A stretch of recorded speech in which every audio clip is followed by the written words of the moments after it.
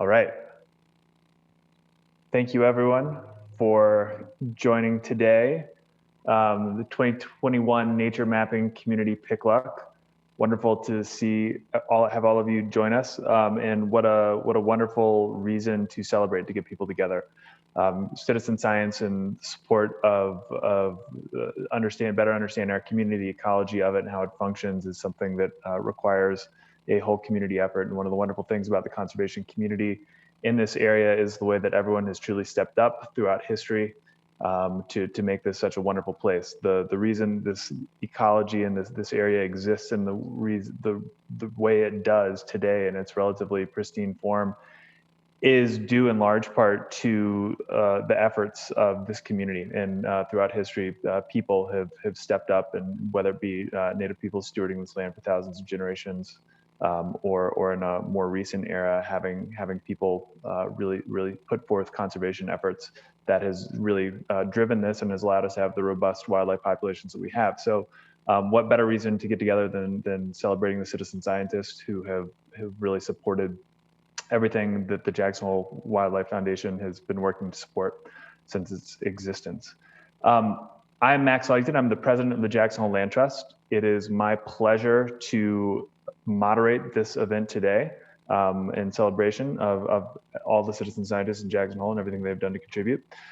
We at the Jackson Hole Land Trust have had a wonderful partnership with the Jackson Hole Wildlife Foundation for years. We've been able to successfully execute on a number of projects. The partnership between the two has really helped to advance conservation, is certainly for the wildlife species that are so special to this area.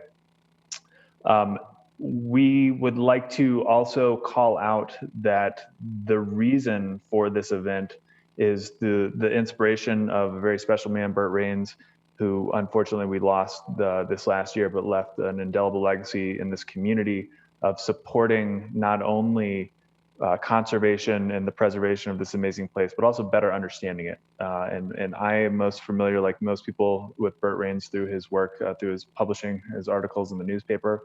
But his reach and his legacy, his imprint on this valley goes much further than that. This event is one of those things that he has left his imprint on. The Megan Burt Rains Wildlife Fund have supported this event since its inception. It was the idea of Burt Rains, and it was really driven by the notion of the importance of connecting people with the work, and the importance of engaging citizens in conservation and the preservation work. And so it's with a heavy heart, but with a smile on our face, that we recognize Burt Rains' incredible contributions to starting this event. We would also certainly like to acknowledge we're in a virtual format today.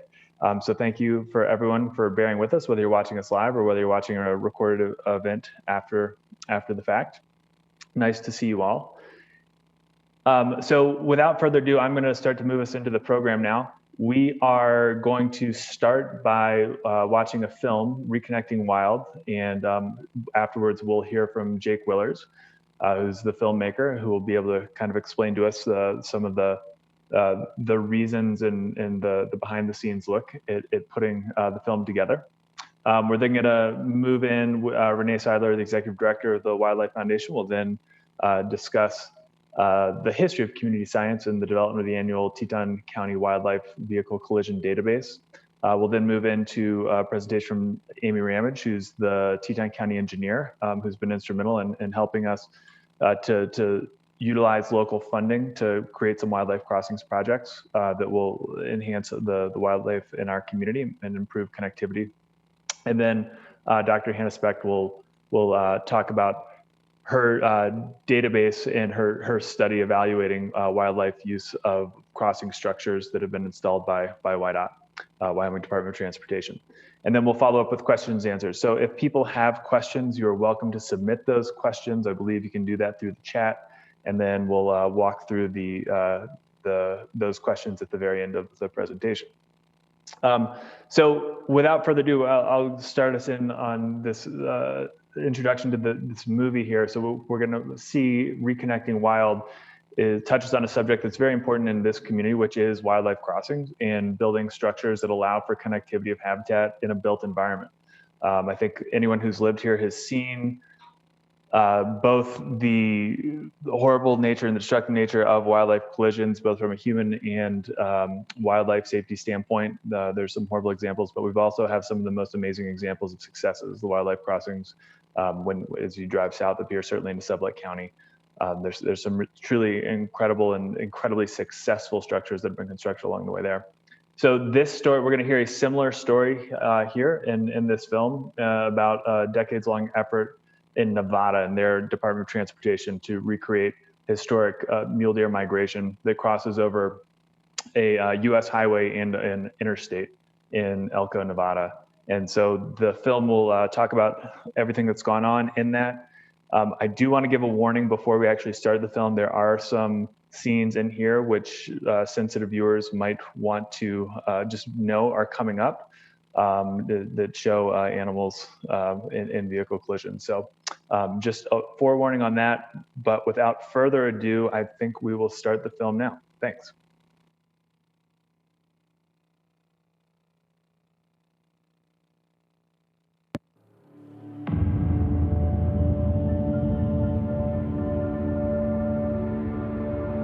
We spend $8 billion a year running over wildlife.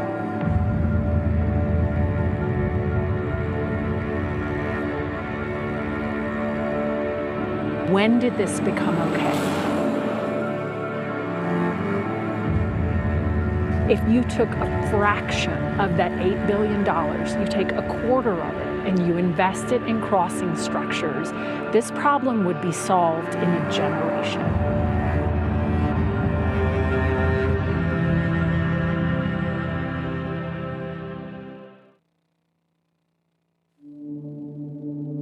The number one issue facing wildlife today is loss of habitat and habitat fragmentation.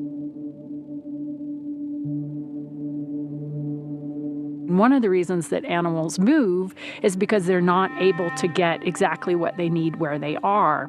And so when you have these migrations that have survived over millennia, it's because the animals are following that fresh green grass as it's greening up. This pattern of movement is actually what enables them to survive in what are otherwise these incredibly harsh conditions. The importance of intact habitat for wildlife populations can't be overstated. When we're talking about intact habitat, we're talking about habitats that haven't been unnaturally disturbed due to invasive species, invasive vegetation, impacts from structures that people place on them, housing developments, roads. Anything that makes noise and really disturbs the habitat is going to have a negative impact on wildlife populations. So the more open space, the more open, intact habitat we can have, the better off our wildlife populations, the healthier their populations are going to be in the long run. An estimated 1 to 2 million large animals are hit every year by motorists on our highway. They result in about 200 human deaths and close to 30,000 injuries. And this is at an annual cost to Americans of over $8 billion. The safety aspect is huge because I wouldn't want any of my family or friends or anybody else to, have to be put in a situation where, these animals are trying to cross and you end up hitting them. It's just, we need to do better. What does it look like to fix this problem? What does it look like to build a bridge for animals with the goal that ultimately animals will have essentially their own pathways, their own highway, if you will, for them to get from point A to B where they need to go. In our eyes, Nevada has absolutely been a leader in this area. They have put in crossings for mule deer over US 93. Those crossings have been in for a while now. I know that they've had something like 37,000 successful uses of these crossings, and that basically means that there are 37,000 times that there wasn't a potential to have a driver possibly hitting an animal on that roadway. We built our very first overpass in Nevada back in 2010. and we were one of the first in North America.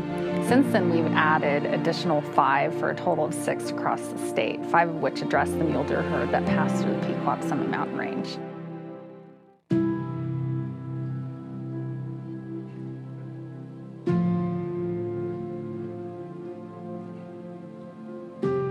This particular deer herd, known as the Area 7 mule deer herd in northeast Nevada, makes a migration from the Jarbidge Mountains down into the Pequop Mountains during this migration. And the reason why mule deer need to do this is the snow loads that happen in the Jarbidge Mountains would be too severe and intense for the deer to be able to find forage and make it through the winter. So they are forced to make these long treks down to an area that doesn't receive as much snow so that they can make it through the winter and rear their fawns and have them survive so that they can continue on. There's about 60% of this herd that makes this migration, and we believe that it could be as many as 5,500 deer or so crossing on Highway 93, and then of those, maybe about 4,500 or so that are crossing across the Pequops into the southern part of the Pequops to spend the rest of their winter. Nevada Department of Wildlife has been monitoring deer in northeastern Nevada for many years, and when we came to the table trying to figure out where these crossings should be, we came with a lot of data about the migration and historical movements of these mule deer and where the best place would be for these crossings to be most successful. We actually looked at a variety of data, including movement data that was provided by the Department of Wildlife, as well as our crash records and our carcass records. And we see where all that data overlaps to see where we're having the highest impact for potential mitigation. Well, I think as we were inadvertently one of the front runners diving into the construction of overcrossings, there wasn't a lot of research available when we first started. And we were really reaching out to anyone we could just to help us develop, guidance on that. And, how big were these supposed to be? How long? What works? We ended up seeing what the Canadians did up in Banff with their crossing. I contacted them. They were good enough to send us some basic plans and actually talk about it a little bit. And even at that time, it was new for the Canadians, and that they were getting positive feedback and data. The largest overpass is 200 feet long along the roadway and approximately 600 feet long traversing across the highway. Consistent with the other 2 crossings on I-80 that are all 200 feet long. The 3 structures are some of the largest in the United States. The wildlife crossings are fairly simple structures. There's not a lot of complicated elements. We start with the main foundations that will support the entire structure. We follow that with precast arch elements or steel structural elements. Then next we construct the mechanically stabilized earth walls that will support the backfill or soil that then goes over the structure. And generally as the final finishing touches, we put on the fencing and any vegetation that's required. By using precast elements, we can really minimize the impacts to traffic, as opposed to our typical cast-in-place construction that can take months. With the use of precast elements, we can limit that time frame down to just several days, and so it makes a tremendous impact on our schedules, thereby minimizing the impacts to traffic, but also getting these structures constructed in a timely fashion just so they can be beneficial for the migrations and again, any impacts we can make to minimize those vehicular, animal collisions is important, and the faster we can get these built, the better. The East Pequop is probably one of my favorite overpasses that we've constructed just because of the topography and the way we were able to make it blend in. We did have some additional unique features to this one we haven't incorporated in the past, including berms on the structure just to help reduce some of the sound impacts from traffic and reduce some of the visual impacts for the wildlife as they cross.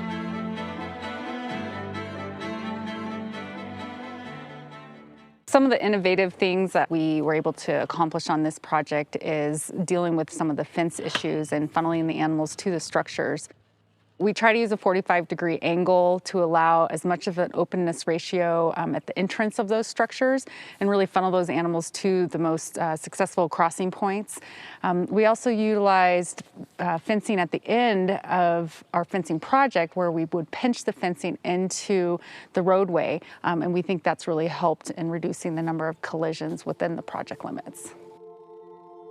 We are still monitoring deer. We have put GPS tracking devices on over 150 deer since 2008.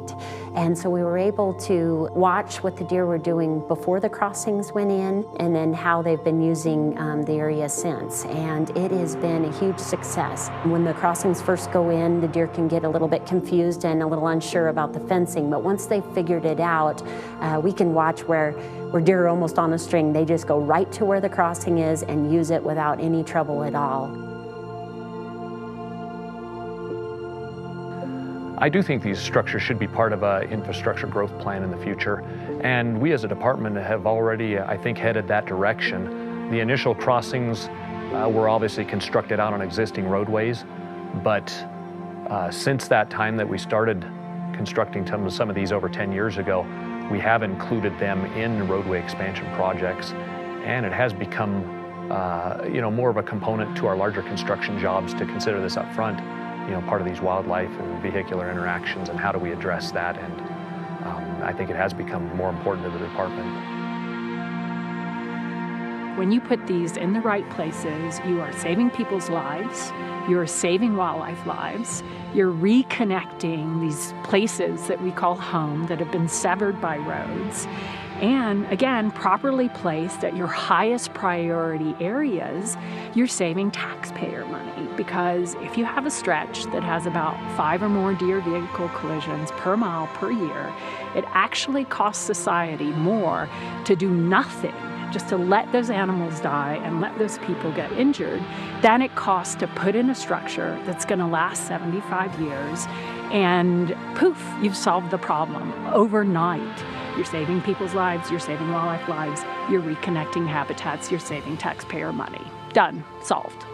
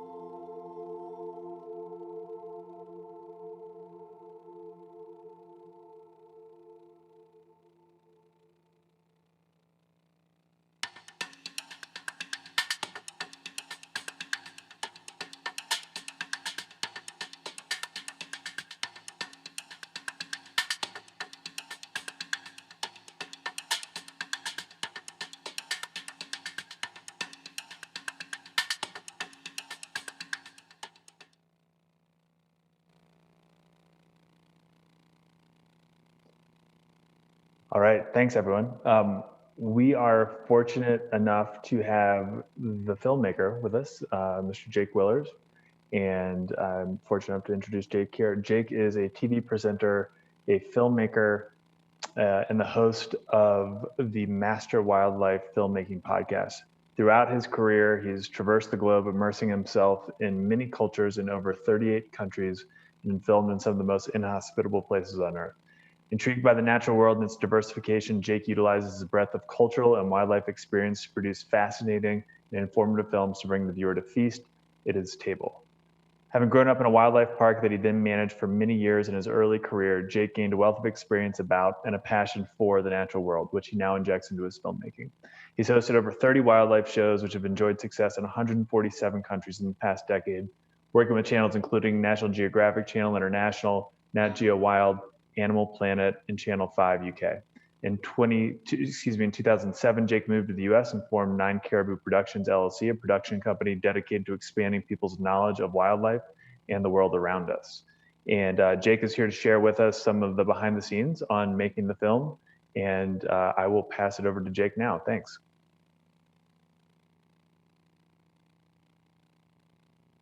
Awesome. Thank you, Max. I have to start speaking, so it switches over. I just realized. Thank you. I appreciate that. Pleasure to be here.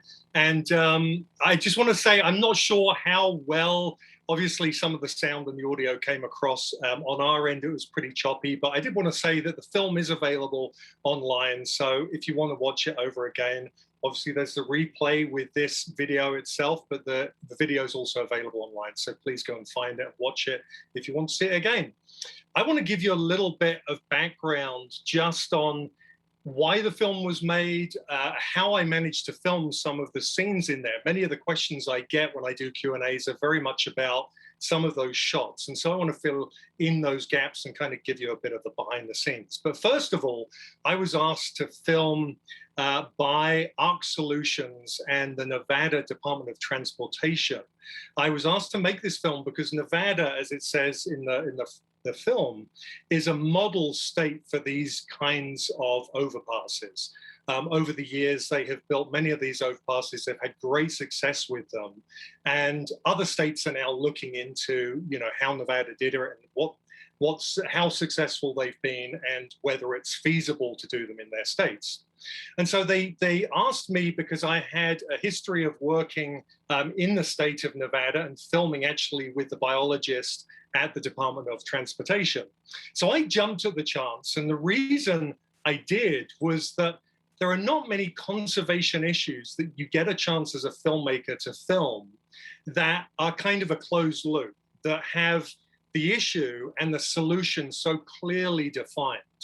And, most of the conservation issues we as filmmakers ever make, we're talking about an issue and we talk about potential ways, hypothetical ways to fix the problem, but they're always way off in the future.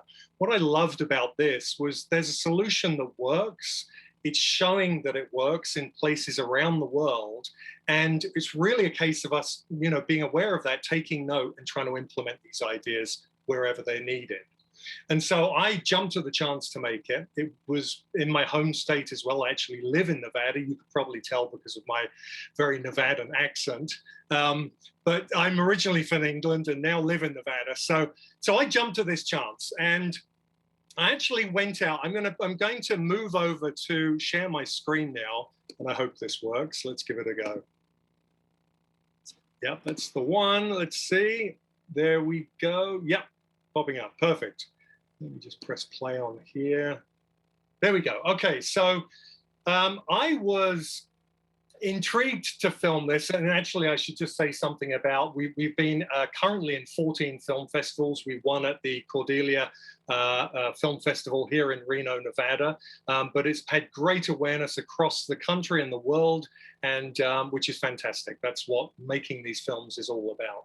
So I want to talk a little bit about how I filmed some of those sequences in the show. And the one that really comes to mind and people ask me about straight away is how on earth I filmed a collision shot. Now, many of the people my peers in the industry assume that I spend months and months in the field to get a shot like that. And actually, it wasn't that hard at all. And this is what really opened my eyes to the situation that was happening with, these road collisions and the potential of putting overpasses in. This is the place that I filmed the collision. I was about a quarter of a mile away, way down there on the corner of this. This is the I-80 interstate, a very busy road. This is early in the morning and it doesn't look very busy. But I would basically come to a spot every morning, jump out of the truck, sit on the side of the road and wait for the deer to come by. Now, this might seem like a fool's errand. How long is it going to take? Well, it was actually very easy because of the signs that were on the road. Now, this dead stag on the side of the road was the one that I filmed the close-ups of, but there were 8 other deer at this particular time on the road within a quarter of a mile. So it was very easy to tell this was an active area. And the other thing was obviously the blood splat. As you can see, that big blood mark by the trailer there of the truck.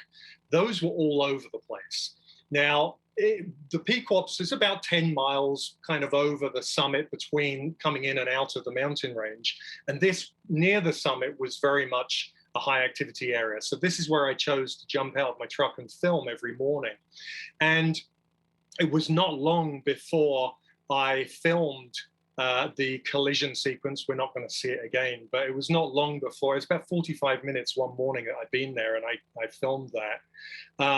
And it was a very hard thing to witness, but I felt as a filmmaker, I was extremely lucky to film something like that, because we need to see these things to really, document them and make people aware. This is just moments after, and I don't know whether you can see down there in the shadow, just in front of that deer now is the carcass of the dead deer that was hit. And just a moment ago, while they were in front of that car, they were all stopping in the road because they could sense the dead carcass. And it created a huge problem. This deer is actually coming back to that carcass.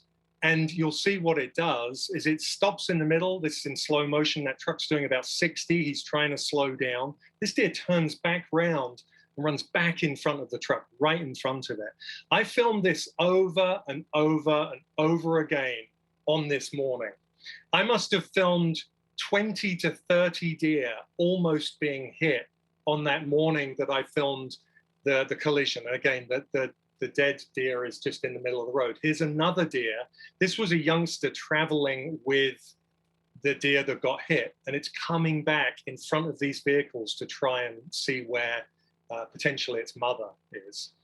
And this really just showed me how often this was happening. I mean, I saw so many deer in such a short space of time that I realized the urgency for these kind of this kind of mitigation of these overpasses. Then the other shot that people talk about a lot is the stag crossing the road, running up the side, coming back down through the barbed wire fence, and crossing again between the cars. And again, I set up a hide on the side of the road to film that. Every morning I would go out at dawn, sit in this hide as the sun came up, and I would just wait for deer. This is actually the corner just up there where the collision happened. And again, I sat there one morning for about 3 hours. That stag appeared on the road in front of me. And this is when I learned something about how these deer treat this road. And I'm not sure this is scientific per se, but it is something that certainly I witnessed over and over. And that is, deer would walk up to an empty road and they would stand in the road and not cross it. They would stand there and they would just look at the road. And the second traffic came, they would start panicking and running back and forwards across the road. And it dawned on me that they know there's trouble there, but they don't really understand it. So they walk up and they're looking each way and they just stand. Traffic comes along, they start darting in and out of the traffic, which showed me that it's just so easy for us to hit them and why there are so many collisions, because the deer just go into this complete state of panic and then they're to and fro across the road and it's almost impossible not to hit them. So that was a real eye-opener for me. And I've spent 20 years filming wildlife, but it's those moments when you really see behavior happening over and over and over again that you just wouldn't really expect. I use this hide also to film all of the close-up scenes of the deer crossing the overpasses once they were open. So when the collision scene, all of the deer crossing the road was filmed the year before the overpasses were completed and opened up. Once they were completed, all of the area where the collision happened was fenced off and they were funneled to the overpasses. And it was hugely successful. I witnessed deer coming straight to these overpasses down the fence line and across. And the biologist afterwards would ask me, what I had witnessed. I'd say it was incredible to see how they really followed that fence line. There was some confusion at first with the fence, but within a few hours, they will walk down and find these overpasses and cross. And they didn't mind my silly great camo cube sat there, even though there was no other vegetation around, because obviously everything had just been freshly plowed by all the Caterpillar equipment. All of the other sequences that I filmed of a deer crossing over the overpass, I was about a quarter of a mile away. You can see it in the distance there. I sat in the shade of a tree, and I sat there for anywhere from 10 to 13 hours a day for 20 days, maybe 22 days over a 2-year period. I'd go out for 4 or 5 day stints at a time and film when we were at the height of the migration. But here's the thing, No, I didn't realize the slide was coming next. I'll talk about this one first. So people always ask me a lot about how did I get deer to walk over the top of my cameras, especially when the cameras I were using were the size of a matchbox. These are GoPro action cameras. And I put them, this is on an external battery, just taped on top so I could get about 5 hours of filming out of it. And these overpasses are 200 feet wide. And so I had to work out where I thought the best place to place those cameras were to get the closest deer coming to those cameras. And I noticed that if I looked on the surface, I could see tracks moving down the right-hand side. They were kind of moving that way most of the time. So I put 2 cameras there. I put one over on the right-hand side, and I put one bang smack in the middle.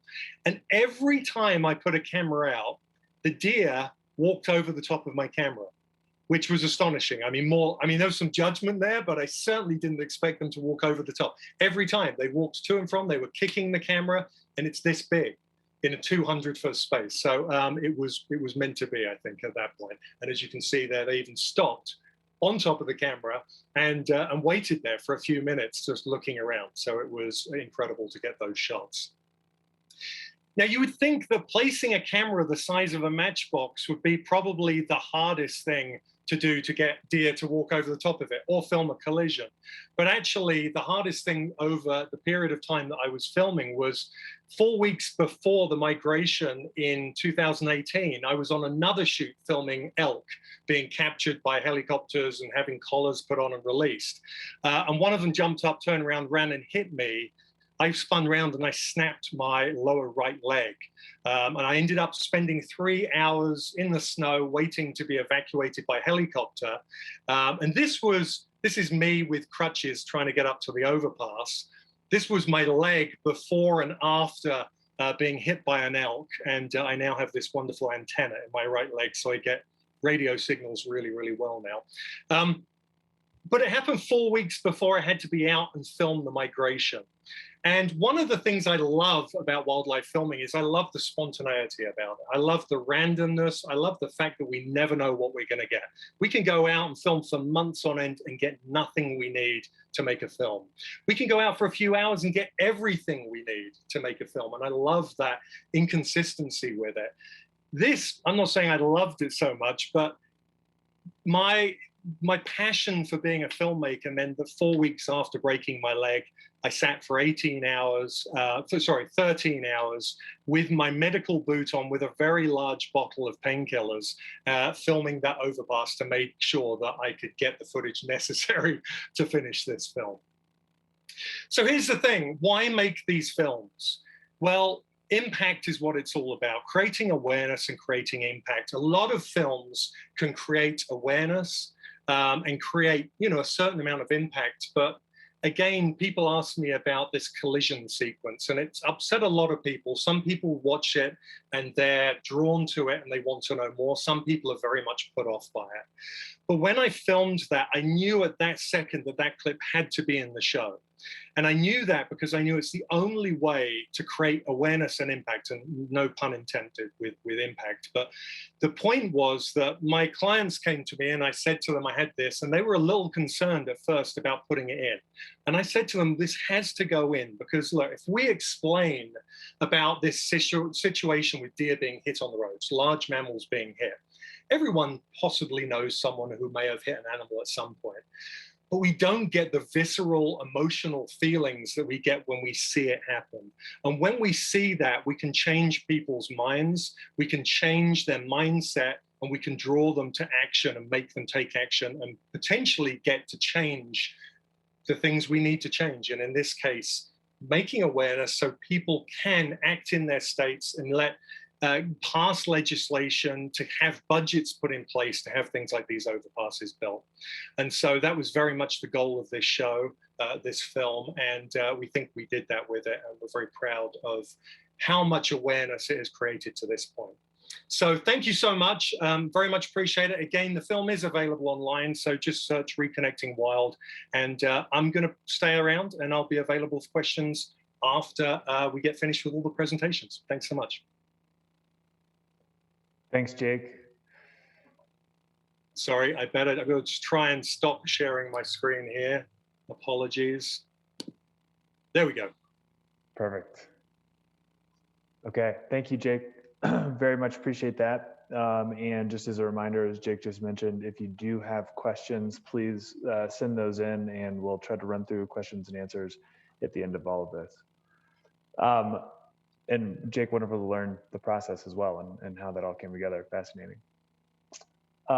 We are now going to move on to Renee Seidler, who you all know, I hope, is the executive director at the Jacksonville Wildlife Foundation. And Renee is going to talk about the history of community science and the development of the annual Teton County Wildlife Vehicle Collision Database. As I think most of you know, Renee has been at the Wildlife Foundation for just over a year now, I think. She's a wildlife biologist and ecologist by training. Her career has primarily focused on wildlife's ability to move across large landscapes through connected habitats and ecosystems. She's considered an expert in wildlife migration and road ecology, and she believes that tracking conservation issues requires strong human relationships at many levels, including between individuals, organizations, agencies, and businesses.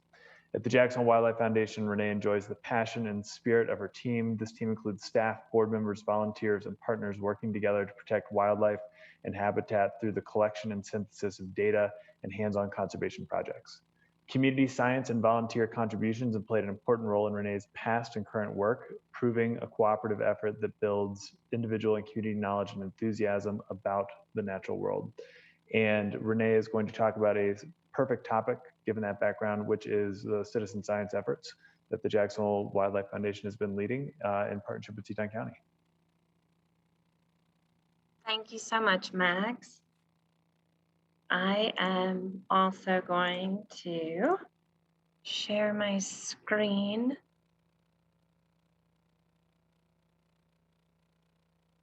There we go. Max, just because I can see you, can you hear me okay and see that I'm in full screen? Perfect. Excellent.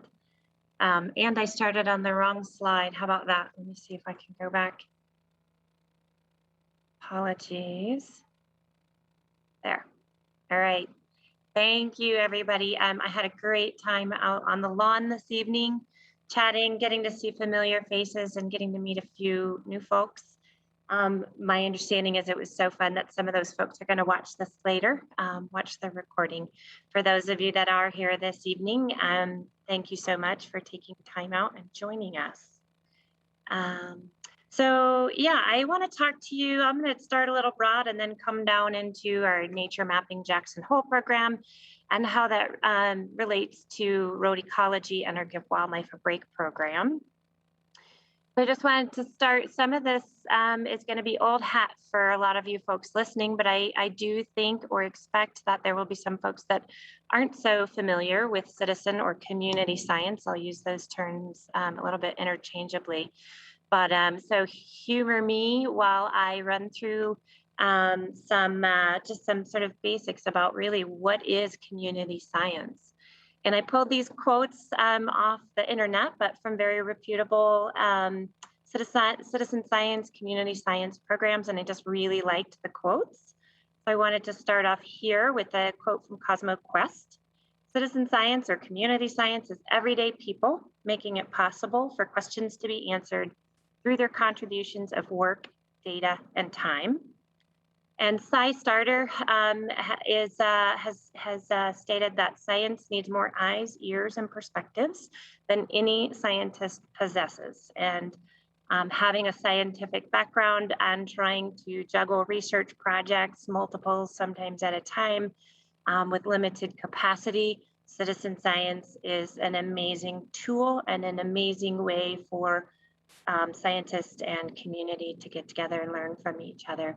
And I just tucked in this was from Nature, this quick chart just to show you that citizen science is growing in the US and globally, and I think here at home as well. Why do we want to utilize citizen science? Why do we want to work with the community while we are collecting data and maybe analyzing those data? Well, there's a slew of really good reasons to do that. One of the first is actually about the community scientist, the citizen scientist. And that is that it helps an individual who's not trained in science to improve their literacy in science. It provides transparency for the process, so they get to see exactly how data are collected. And it makes the process more accessible. Having that understanding among the public, people that are going out and being hands-on involved, makes those knowledgeable people, and it empowers the community and individuals in the community to understand and know better what the facts are, and to be able to talk to their neighbors and their electeds and their land managers and wildlife managers and talk about how they feel based on their knowledge about science. Citizen science also increases the scope and power of data. This can be at a temporal level in time, or it can be at a spatial level, geography. So simply more people on the ground collecting data, and especially when you get large groups of scientists, of course, you get more data. You're collecting that data at all times of the day, or different seasons throughout the year, or multiple years in a row. You just have more help so you can amass more data, which really actually makes the data more powerful in the end run when you analyze that data. And then, of course, sort of the last step is that data science hopefully informs research and policy. And again, if you're creating a large data set to work with, that brings a whole lot more to the table in order to help managers and decision makers make really wise and informed decisions. So Nature Mapping Jackson Hole is one of just a handful of programs that we have at the Jackson Hole Wildlife Foundation.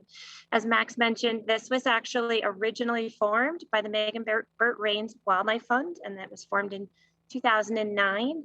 Pretty quickly thereafter, we started working collaboratively together, the Megan Burt Rains Fund and the Jackson Hole Wildlife Foundation, to continue and grow this really important program. Nature Mapping Jackson Hole, in a pretty succinct little definition, is a group of volunteer citizens working collectively to create a long-term data set containing wildlife observations. Today, we have over 80,000 observations in our database, which is super impressive. And we've trained over 600 nature mappers, which is also super impressive. So one piece of our program is that if you want to be a citizen scientist for Nature Mapping Jackson Hole, you're actually required to go through a training program with us. It's pretty harmless and painless, and actually really wonderful and enjoyable.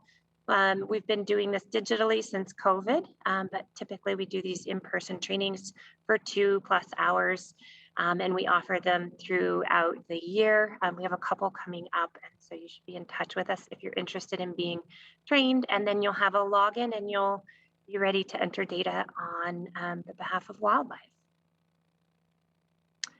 Why does it matter that we do this?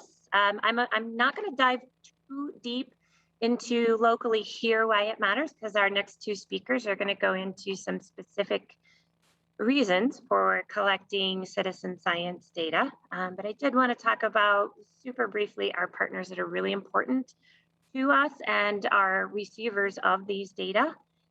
Wyoming Game and Fish Department uses our data, for instance, when they need to provide scoping projects on a proposed development. They want to know, especially if it's a private land, they want to know what the wildlife situation looks like. And it's very tricky for agencies to have and collect data on private lands. So if there are citizens that have permission to go on the private land and collect those data, that's a really good resource for game and fish. Teton County also utilizes our data for various development projects and informing their process. Land managers such as Grand Teton National Park and the Bridger Teton National Forest utilize our data to make decisions on land management. We also have a researcher, Dr. Hannah Speck, that has joined us this evening, and she's going to talk about how she's utilizing nature mapping data to extrapolate data analysis at a larger scale and understand what's happening here in our community, but how it might also relate in the larger picture of ecology and road ecology. And then, of course, WYDOT, because we are having a little bit of a taste of road ecology in our evening's panel this in tonight's Pic-Luck. I would definitely want to mention WYDOT and the fact that in our casual observations, our nature mappers also report roadkill.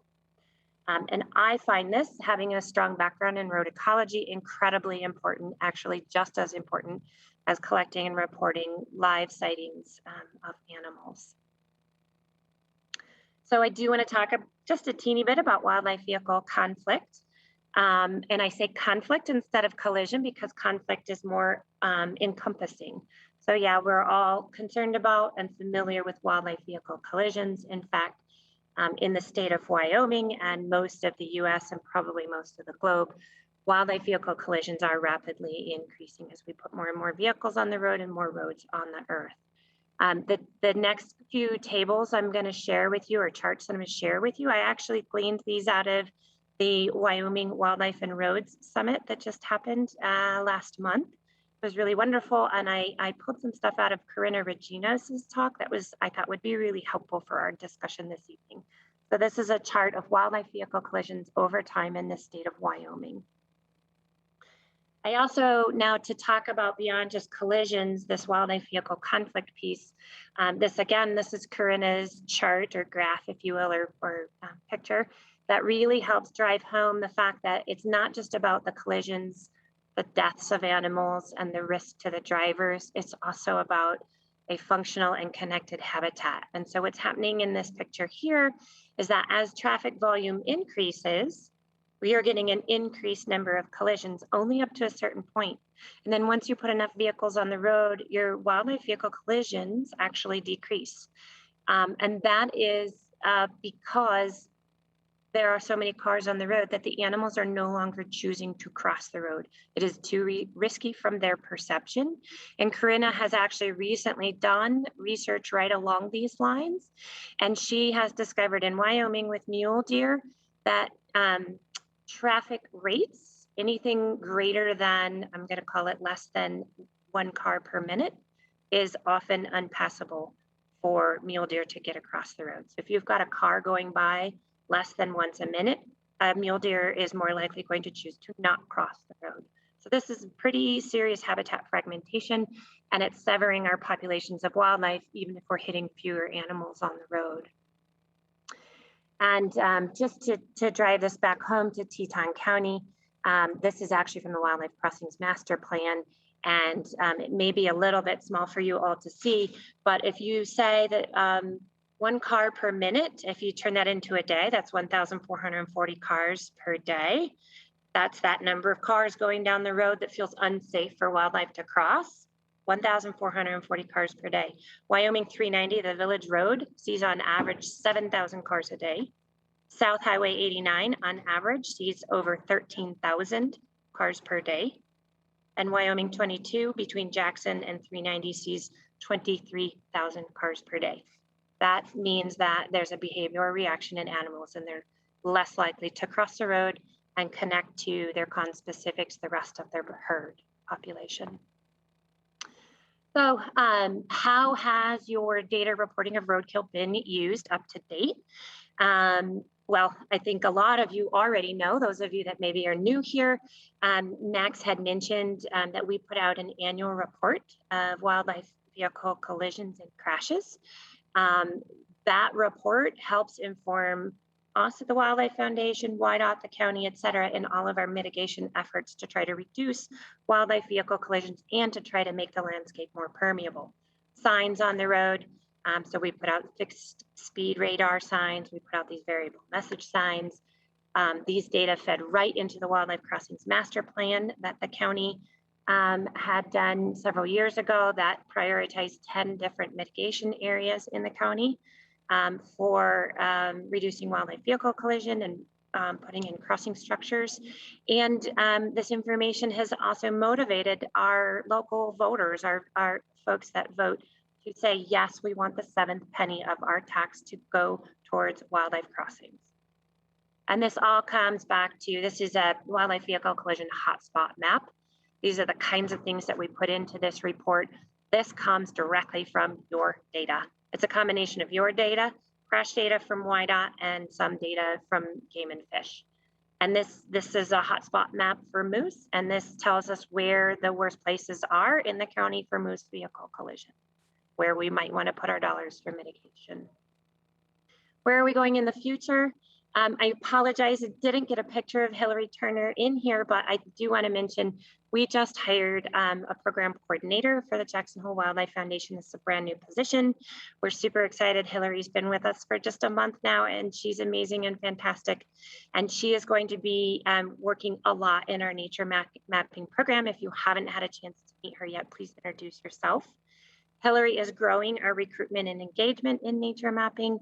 And we are seeking the science, as I put here in the slide. So we have heard and we believe, we've heard from you folks, and we believe that we'd like to inject a little bit more science into what we're doing. We'd like to pull more science stories out that might be more accessible for the general public. Of course, we'll continue all of this good data and analysis that we send into management and to decision makers.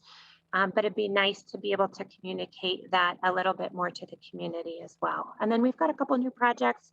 Some of you may have seen our Eco Tour Adventures ride-alongs, as well as our Being Wild Jackson Hole project, which really is outreach for visitors and aiding visitors to become greater stewards when they're here visiting and seeing our wildlife, and it engages the visitor in some of that nature mapping. We've got a slew of nature mapping projects for you to join. I might not necessarily read through all of these, but I do want to say, and on these last two bulleted projects, the Project Backyard and Casual Observations, those also tie in. If you live out on the Village Road, West Bank, Wilson area, we have a new project, Snake River Corridor. You may have chatted, if you're here this evening, with Kyle and Hillary at our tables.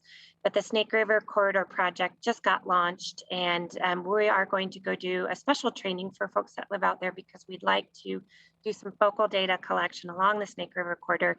And another really exciting piece is that actually Jake Willers is working with us to make a short documentary for the Snake River Corridor project. All that said, if you're not already involved in nature mapping, please reach out to us. info@jhwildlife.org, or any of our first names at jhwildlife.org. We'd love to hear from you and get you connected into these projects. And for those of you that already are, I know we're here celebrating you, your good hard work, and what that all means to us, to our community, and to the wildlife. And so I thank you deeply and heartily. You all blow my minds. That's all. Thanks so much, Renee. Wonderful work on behalf of the Jackson Wildlife Foundation and the entire community, stepping up and informing work on the ground. And so it's wonderful to see. It's a perfect segue into a presentation from Amy Ramage. For those who don't know, Amy Ramage is the Teton County engineer, and Amy is going to talk a little bit more about the actual applications. As Renee mentioned, the Teton County voters approved a SPET measure, and Amy is going to talk about the updates on that SPET funding and the ways it's going to be used. Quick intro for Amy. Amy is a Teton County engineer. She was the project manager for the creation of the Teton County Wildlife Crossing Master Plan. And prior to her time as a Teton County engineer, she was the lead design engineering consultant for the Trappers Point Wildlife Crossing project near Pinedale, that amazing wildlife crossing that you see right before you head down into Pinedale. And so I will turn it over to Amy. Thanks. Thanks, Max. It's a pleasure to be here tonight, Amy Ramage. Can you guys just confirm that you can hear me and see my screen? Thank you. All right, well, thank you, Renee, for leading into my discussion here about wildlife crossings. And as many of you likely know, Teton County is lucky enough to have a wildlife crossings master plan. It was prepared by Western Transportation Institute in 2018 with a team of stakeholders that worked on the project, including Jackson Hole Wildlife Foundation and other NGOs and agency groups. This is maybe a little bit difficult to see, but it's just kind of a quick synopsis of what came out of that study, the priority areas. The nature mapping that you all work on has absolutely played a huge role in determining wildlife vehicle collision problem areas. And it was used heavily in the creation of the master plan work, along with some other data sets that were all combined and analyzed as part of our master plan. We took this data and the consultant basically did a cost benefit study looking at both the human safety parameter and the biological conservation and assigned a value to that, and then came up with priorities among some other things like land usage and political viability and some other more a little bit looser parameters that went into it too. But with that work, we came up with this list, and we have a lot of work to do, as you all might imagine, with wildlife collisions in our area. So the number one project that came out of this plan was the Highway 22 390 intersection Snake River Bridge project, which is kind of a mouthful, but is likely a familiar area for many of you that know the area. So this is Highway 22. I don't know if you can see my cursor, but west of Jackson, between Jackson and Wilson, and Highway 22 crossing the Snake River. It's a hugely important large landscape connectivity area. It's a north-south movement corridor, and also is a multi-species corridor area. So we all know a lot of moose unfortunately get hit in this area, but we also have elk that move through here and deer, and then some other species, of course, too. So this project, we actually identified 4 crossing locations within this relatively small area that were desired. That came out of both a bunch of WYDOT work that they did called the Preliminary Environmental Linkage Study, and also in our master plan work. And so 4 crossing structures is a lot in kind of a small area here. And WYDOT came to the table and said, well, we can really afford to bring 2 as part of our work. And there was a lot of effort that went into trying to figure out how do we get to 4? Is it feasible? Is it doable? So here's a graphic that is a little bit hard to see, but here's the Snake River Bridge. So our number one priority was to get a crossing just to the west of the existing large bridge structure. And this is right where a lot of the moose in the area cross the road. And we have a lot of, actually the Game and Fish has done some very recent work with moose collaring in the area that has heavily weighed into this as well to determine, yes, this is a very functional, very important movement area for moose. They've got collars on close to 20 moose now and are continuing to monitor those. So we have 3 crossing structures right surrounding basically the new proposed intersection. And this project, to be clear too, is proposed for construction by WYDOT beginning in late 2022, which in highway design and engineering standards is very close at this point. There's been a lot of design gone into this so far, and it's very near ready for plans, and will go out to bid in late 2022. So we have a variety of solutions here. This number one priority is an actual bridge structure, a small bridge compared to the river, but still an actual open bridge. The number 2 structure is over here on the east side. That is basically a lengthening of the bridge in order to create space for the river, of course, and then the levee that exists, and then a wildlife passage area outside of the levee. And then the two other structures over here on the west side are basically simple box culverts that are 20 feet wide by 12 feet high. We tried to maximize those as much as we could with some pretty big constraints on space and how much room we had to get under the road. So number 1 and number 2 are being funded by WYDOT as part of their larger project, and number 3 and number 4 are being funded with the SPET money that many of you were also involved in supporting and was passed in November of 2019. It was a huge effort, and I know Jackson Hole Wildlife Foundation was very influential in working on getting that money passed by the voters.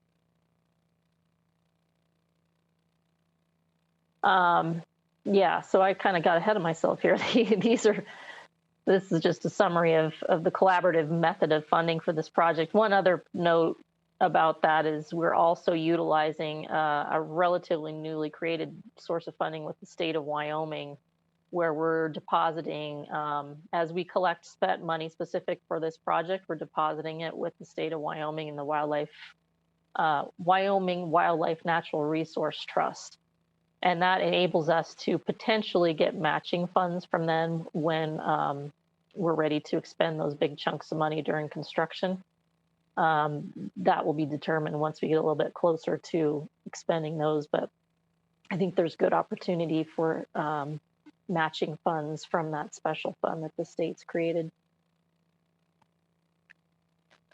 So that's kind of a summary of the big project that we've been working on for the last several years at 22 and 390. This SPET funds also are doing a variety of other projects. I threw this in here just for information. Small scale projects we're working on.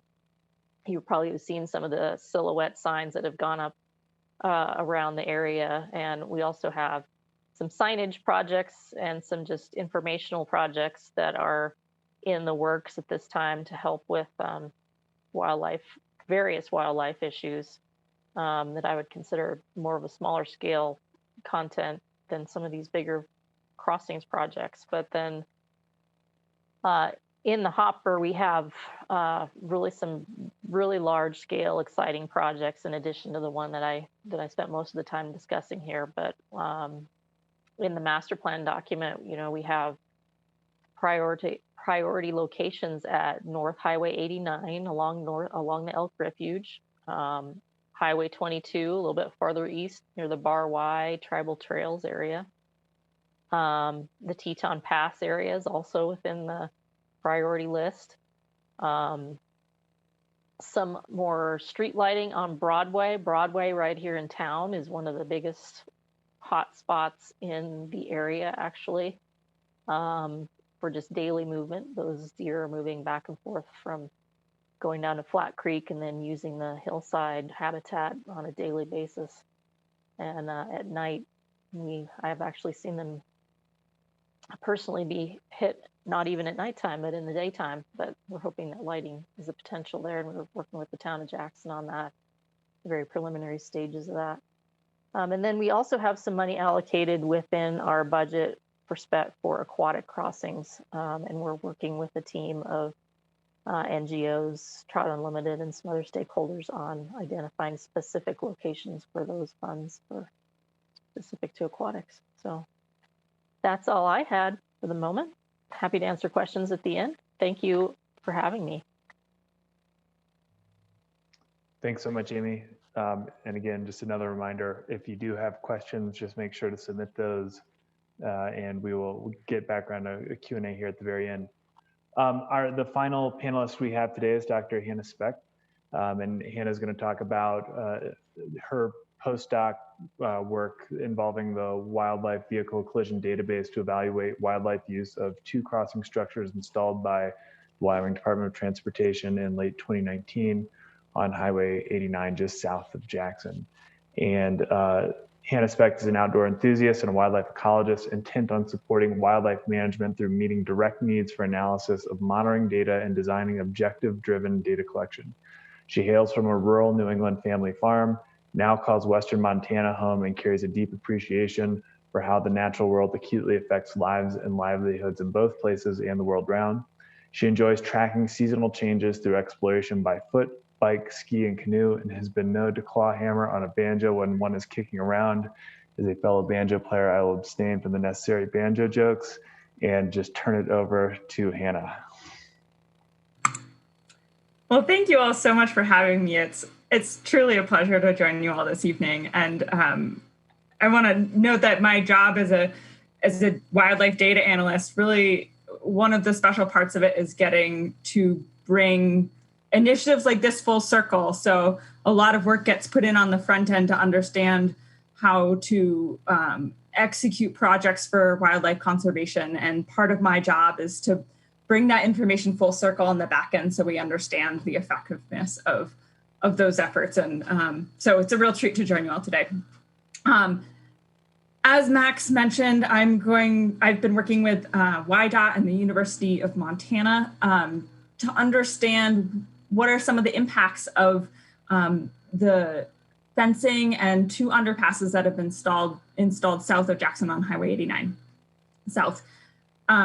And I'm starting here with a couple of figures that might look familiar. So the one in the middle is one of the hotspot maps that the nature mapping project helped to generate, which was critical in identifying where some of these underpass structures would go when WYDOT worked on the highway expansion and subsequent fencing and collision mitigation projects.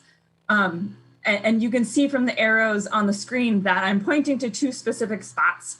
And those spots were 2 of the places that were actually, not only were they kind of identified through this heat mapping project, but they were also identified, the communities that use, the wildlife communities that use those areas were identified through some work that Jackson Hole Wildlife Foundation was a collaborator on using wildlife cameras. So the pictures on the right are both pictures that were taken from wildlife cameras that were installed to understand what species are using those areas and what are the considerations that would need to be put in place as those collision mitigation structures were designed and installed.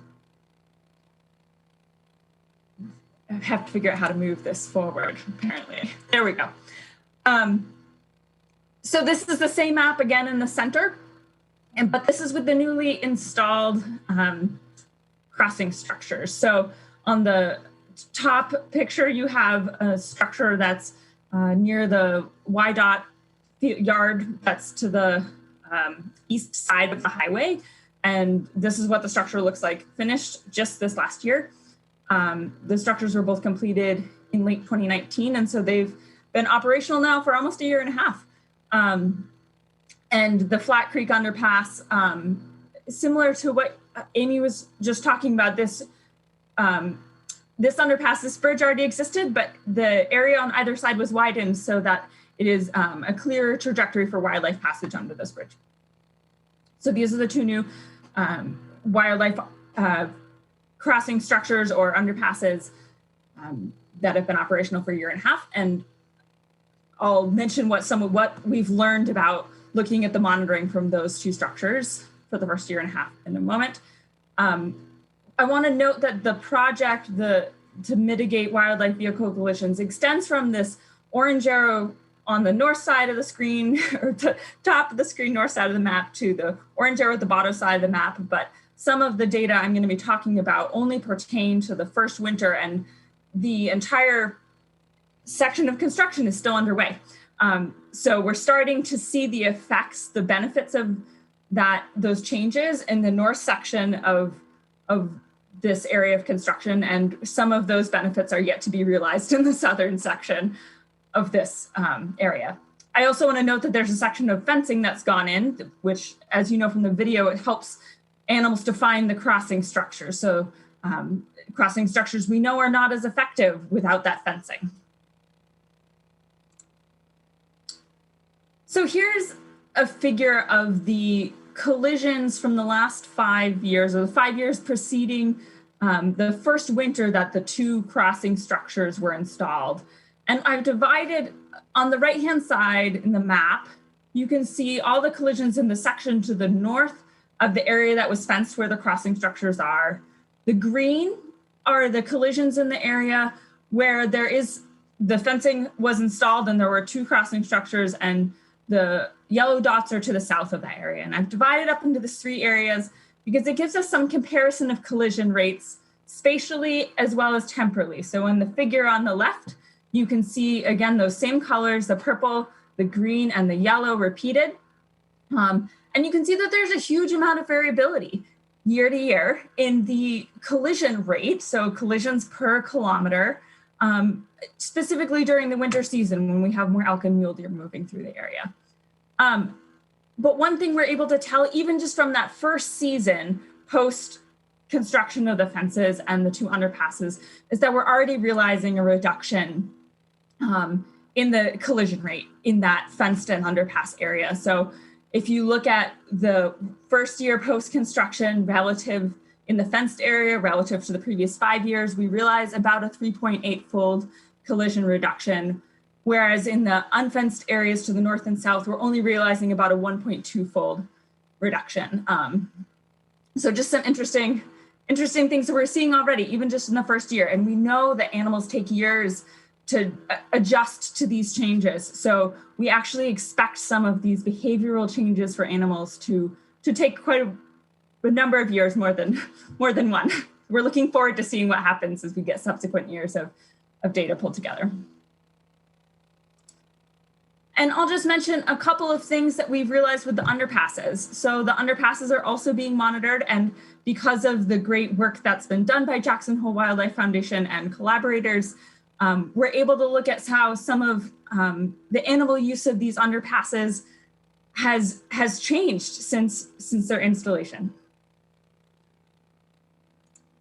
And one of the really neat things we've noticed is that we have a lot more use by elk under both of the underpasses. So the camera data that preceded the construction of these underpasses, the renovation of these underpasses, showed that elk were using the area, but not super often.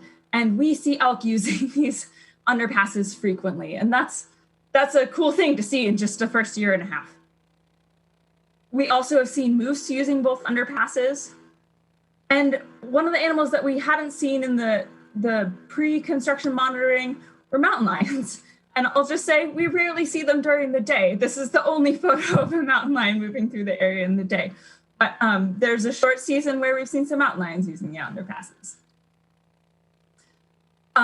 One other thing I want to note, and Jake mentioned this, that roads really are behavioral barriers. So animals, particularly when they're migrating, they'll get to a road, it causes a lot of confusion. What we know from research is that they figure out how to cross the road, they get to the other side, they stay on the other side, and we don't see a lot of back and forth movement across roads once animals have gotten to where they're going. But already what we've seen with these 2 crossing structures is that animals that are using them during the migration season are moving back and forth across the road. So it's really evidence that that habitat is more connected on either side, and they're not just crossing through once and then again in the spring, they're really moving back and forth. And so those are the kinds of things you really hope to see with crossing structures and with these mitigation efforts. And I'll go to saying that we wouldn't be able to understand these types of patterns if it weren't for the incredible efforts of people who participate in citizen science and who participate in helping us to get the data that we need at the front end to make these comparisons at the back end. So there are plenty of other things I can tell you about these crossing structures, but I want to make sure we have time to answer those questions. So I will wrap up and just say a huge thank you to all of you who've participated in helping to make this understanding possible, because it shapes the way we move forward with these structures elsewhere in the country. So thank you.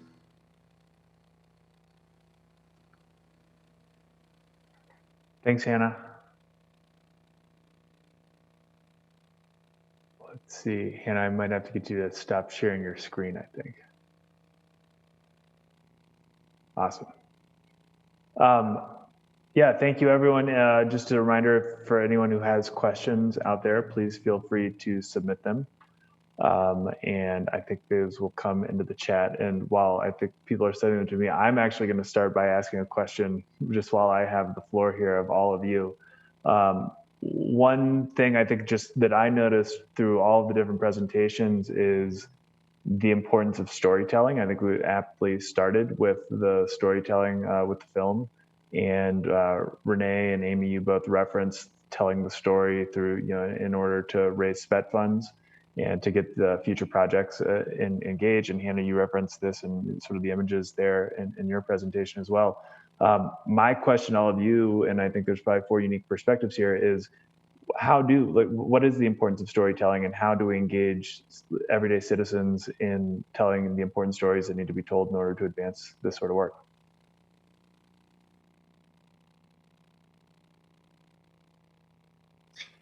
I'll jump in if you like very, very quickly. I'm sure I have the least to offer here, but in terms of storytelling is everything. I mean, whether we're sitting with our grandparents around a campfire listening to stories of old, it's what inspires us with everything. So it's so very, very important. That's why I'm a filmmaker, because I love telling stories and I love the creative aspect of doing that. I think there has never been a better time to tell a story, because we now have so many distribution options to tell a story and to get people's eyeballs and ears listening to those stories. So whether it's listening to podcasts, creating podcasts about certain topics that you're interested in, or making films or watching films and sharing those films, there's never been a better time for that. To give you just one example, there's an app recently created called Mammals with a Z, and they are very much, it's a kind of like YouTube for wildlife and science and natural history.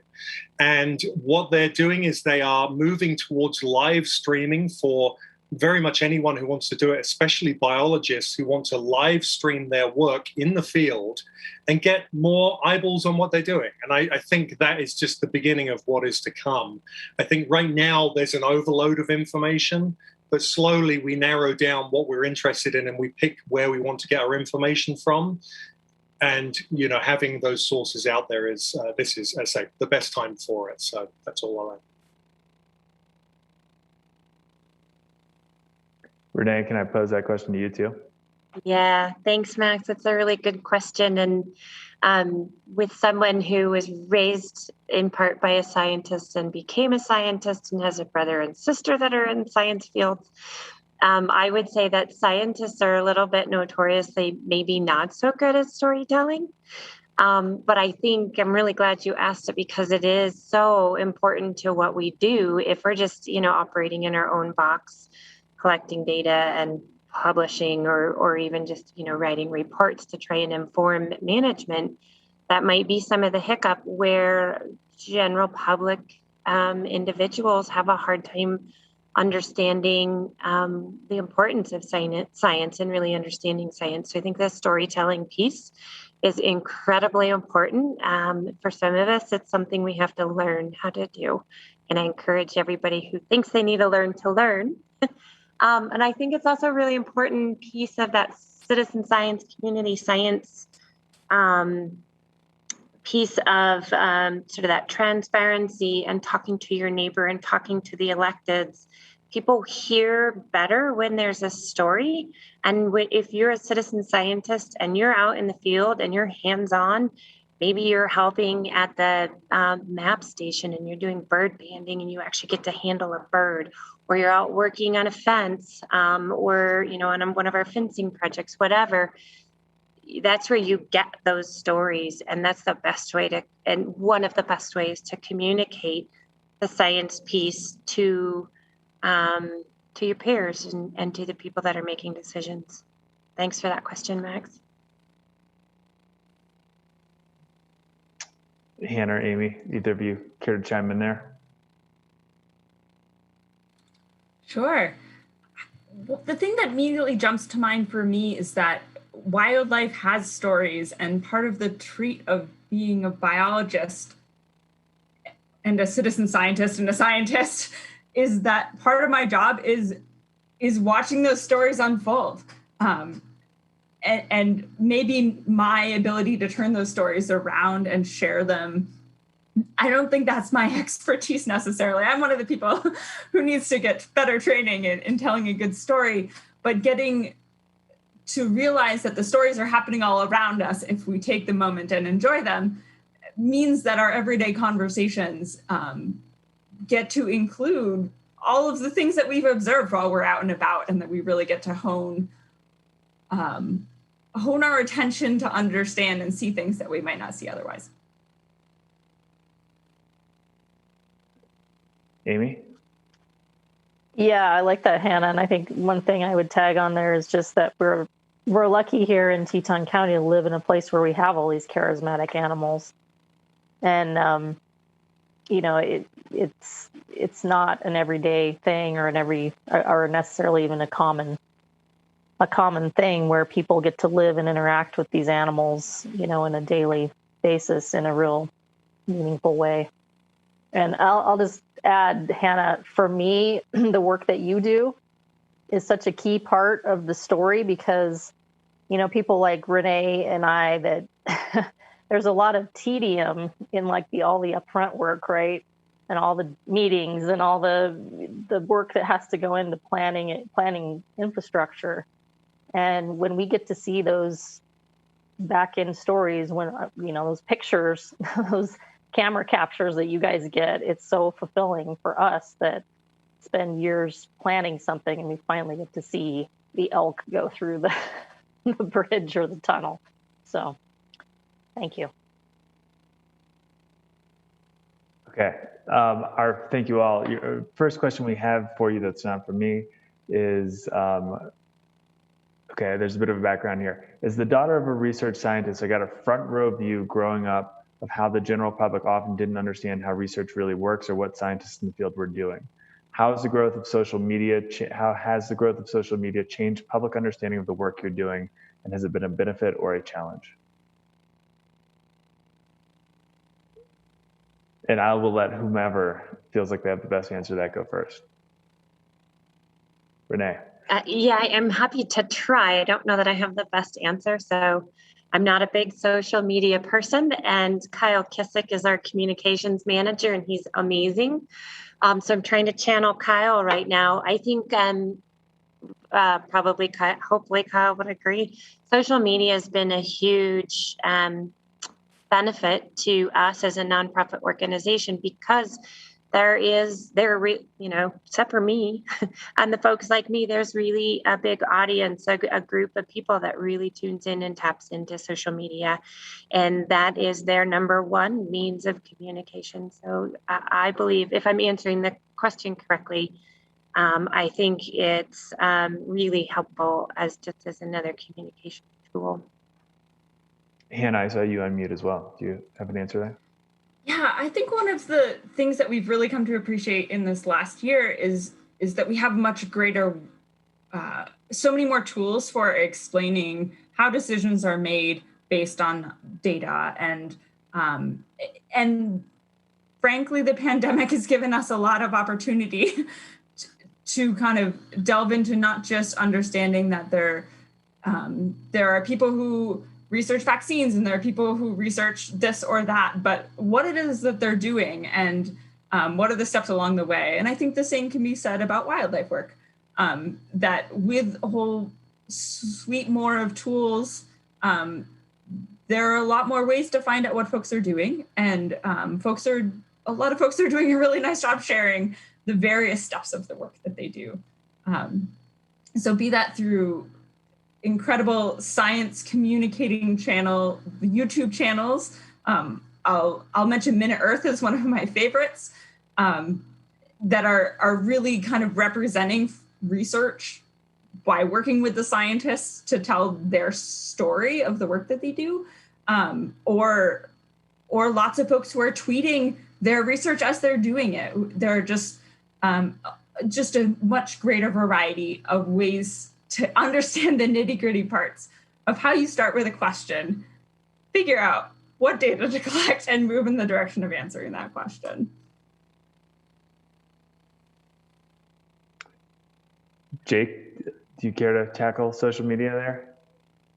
Sure. Yeah, my perspective is obviously slightly different because I'm not a scientist, but my wife is a scientist, and although she's not on social media, one of the things I have certainly seen as a filmmaker, from a filmmaker's perspective, scientists are, and I've got to be very careful what I say here, scientists can be notoriously bad at being able to explain their research in lay terms to the public. And I think all scientists know that, it's trying to, as a filmmaker, we try and, pull out all the information that we can then give to the public and make a story that's captivating with that information, but not too deep that we lose the viewer or the listener. And I think, as Hannah was saying, that there are so many ways now that scientists are able to directly communicate with the public. I mentioned Mammals, a fantastic new startup that really is giving the opportunity to the scientists themselves to just, you can be there alongside them. They can go live with their phone or a camera, and you can be there while they're doing their daily activities at checking nests or, whatever it may be. And they don't have to be, there's not really the pressure of having to be like a presenter or a social media influencer. It's more about people coming along because they're interested in the research, and they're not expecting you to be a personality. They're expecting to see what you're doing and just be looking over your shoulder. And I think that is so valuable because, that's where storytelling, comes into its own, just when you can pick and choose where you want to get it from and not just be told by watching, say, National Geographic or Animal Planet. We all like different things. And if we're stuck with one genre, then it can be hard to get the information we want. But now we're seeing all of these new things coming, and so we can choose where we get our information from, which I think it's fantastic. Amy, I'm actually going to cut off your answer on this next one in the interest of time, but because the next question is, I think, mostly geared towards you, and the question is, how much does a wildlife crossing cost? And I realize that's a complicated question, but I'll let you tackle that. Okay, yeah, thanks for that one. Great question. There's actually a really good document that I wish I had right here in front of me that the Conservation for Large Landscapes, I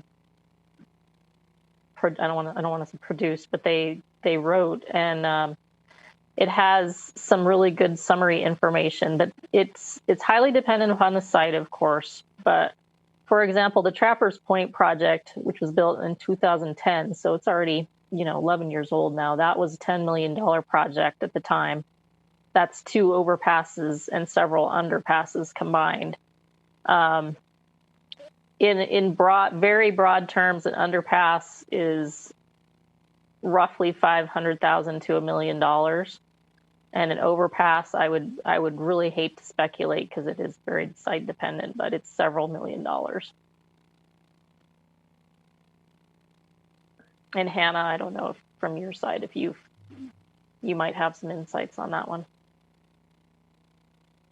I can't speak much to the cost of overpass, but we do know that the cost of collisions add up very quickly. And I think that was mentioned in the film. And one of the things I've been paying attention to is just with the number of collisions we believe we're mitigating already, what kind of scale are we adding up to? And if I remember correctly, just in the first winter of the installation being put in, we're already well into the hundreds of thousands of dollars of savings or mitigated losses. So as expensive as those structures are, I think they also pay for themselves over time. Renee or Jake, anything to add there on cost? Great. We are, in the interest of time, going to move to the Raffle Winners, and they will be called out. Let's see. Sorry, I'm following up here. Oh, and first of all, I did want to thank Patrick Millard from the Center of the Arts, who has been running the video for us and has set this up. So thank you very much to Patrick. And thank you to all the panelists for everything that you have done and brought to us. Thanks to everyone who set up, got everything ready. I was just told that actually the raffle winners will be emailed out, so I will not be announcing them live, but you will be reached out to this week. And also wanted to let everyone know that if you want to become a nature mapper with Jackson Hole Wildlife Foundation, you can send an email to info@jhwildlife.org. The raffle winners are also going to be posted on social media, so you can look for it there. With that, I realize we've hit our 8 o'clock hour and wanted to thank everyone for joining us. Thanks especially to the panelists for taking the time to present a thoughtful conversation at the end as well. Thank you for inviting me to host. And with that, I believe we are going to conclude the evening. Thanks, everyone.